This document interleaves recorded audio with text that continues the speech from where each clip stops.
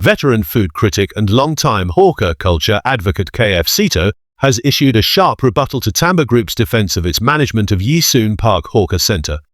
Seetoh's remarks came in a Facebook post on 27 August, just a day after Timbre published its detailed statement defending the socially conscious enterprise hawker centre, or SEHC, model. He accused Timbre of sidestepping core concerns, including high utility costs, mandatory administrative systems, CCTV surveillance inside stalls, and penalty clauses. The dispute began on 23 August, when Seetoh described Yishun Park's rental and management framework as exploitative and unfit for hawkers. On 26 August, Timbre responded, saying its turnover-pegged rental model better shares risks and rewards between operators and hawkers.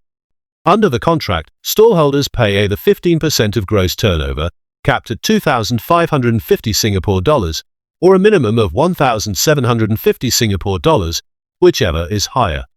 They also pay 900 Singapore dollars in monthly service charges, plus additional administrative fees, including compulsory use of Timbre's point-of-sale system. Seetoh argued that this framework penalizes success while locking all hawkers into heavy fixed costs, eroding their ability to earn a fair livelihood. Timbre countered that half of any surplus revenue is channeled back into community programs, events, and stallholder support. The operator also defended installing surveillance cameras, saying these were introduced after repeated noise complaints from nearby residents. It claimed the cameras help ensure compliance with the mandated point-of-sale system and are only part of enforcement as a last resort. But Seetoh rejected the justification, stressing that no other hawker centres, even those located next to housing blocks, have cameras inside stalls. No hawker shouts incessantly while cooking, he said. That's no excuse to surveil them with CCTVs.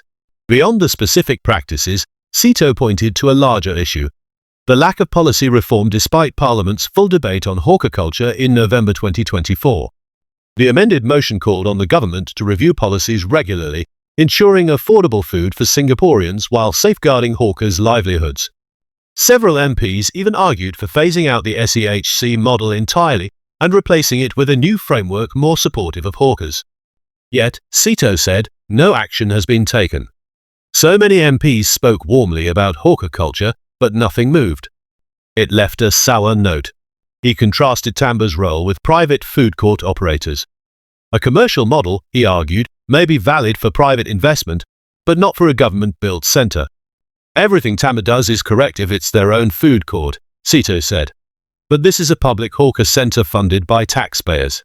He singled out gas prices as an example. Hawkers at Yishun Park reportedly pay 14 Singapore dollars per unit of gas, 50% more than at NEA-run centres.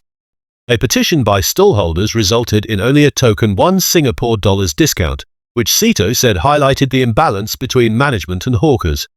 Seetoh also challenged whether Timbre truly fulfilled the socially conscious part of its mandate, or was simply transplanting a profit-driven food court model. He cited his experience working on food halls in New York, Manila, and Singapore, saying such commercial models should not be applied to community hawker centres. Concluding his post, Seetoh urged operators to reconsider their involvement. Go rethink or rescind, he wrote. We don't need clarifications of what you did, but why you did it.